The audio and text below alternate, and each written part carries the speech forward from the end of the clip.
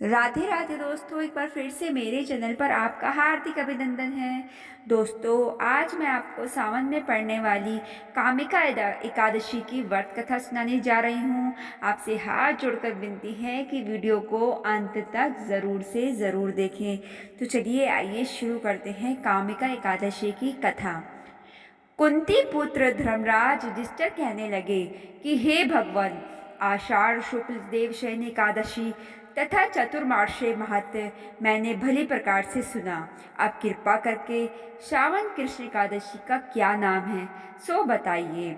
श्री कृष्ण भगवान कहने लगे कि हे युधिष्ठिर, इस एकादशी की कथा एक समय स्वयं ब्रह्मा जी ने देवर्षि नारद से कही थी, वही मैं तुमसे कहता हूँ। नारद जी ने ब्रह्मा जी से पूछा था कि हे पितामह, श्रावण मास के कृष्ण पक्ष की एकादशी की कथा सुनने की मेरी इच्छा है। उसका क्या नाम है, क्या विधि है और इसका महत्मय क्या है, सो कृपा करके कहिए।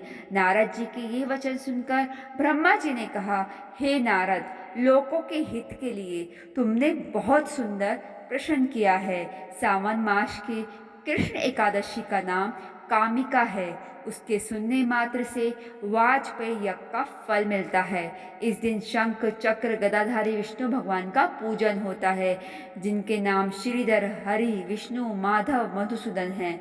उनकी पूजा करने से जो फल मिलता है वो सुनो। जो फल गंगा, काशी, नैमिषारण और पुष्कर स्नान से मिलता है, वह विष्णु भगवान के पूजन से मिलता है। जो फल सूर्य व चंद्र ग्रहण पर कुरुक्षेत्र और काशी में स्नान करने से, समुद्र वन सहित पृथ्वी दान करने से, सिंह राशि के बृहस्पति में गोदावरी और गंडकी नदी में स्नान से भी प्राप्त नहीं होता, वह भगवान विष्णु के पूजन से मिलता है। जो मनुष्य सावन में भगवान का पूजन करते हैं, उनसे देवता, गंधर्व और सूर्य आदि सब पूजित हो जाते हैं। अतः पापों से डरने वाले मनुष्य को कामिका एकादशी का व्रत और विष्णु भगवान का पूजन अवश्य करना चाहिए। पाप रूपी कीचड़ में फंसे हुए और संसार रूपी समुद्र में डूबे मनुष्य के लिए इस एकादशी का व्रत और भगवान विष्णु का पूजन अत्यंत आवश्यक है।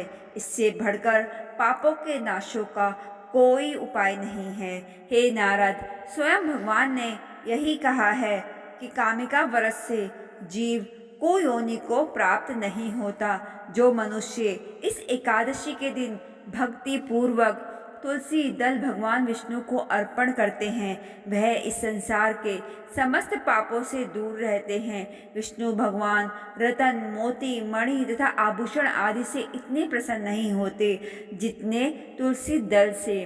तुलसी दल पूजन का फल 4 भार चांदी और 1 भार स्वर्ण के दान के बराबर होता है। हे नारद, मैं स्वयं भगवान की अति प्रिय तुलसी को सदैव नमस्कार करता हूँ।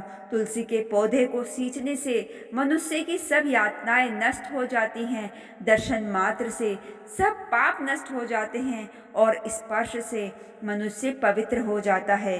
कामिका एकादशी की रात्रि को दीपदान तथा जागरण के फल का महत्व चित्रगुप्त भी नहीं कह सकते। जो इस एकादशी की रात्रि को भगवान के मंदिर में दीपक जलाते हैं, उनके पितृ सर्वलोक में अमृत पान करते हैं तथा जो घी या तेल का दीपक जलाते हैं, वे 100 करोड़ दीपकों से प्रकाशित होकर सूर्य लोक को जाते हैं। ब्रह्मा जी कहते हैं, हे नारद, ब्रह्म हत्या तथा भ्रूण हत्या आदि पापों को नष्ट करने वाली इस कामिका एकादशी का व्रत मनुष्य को यत्न के साथ करना चाहिए।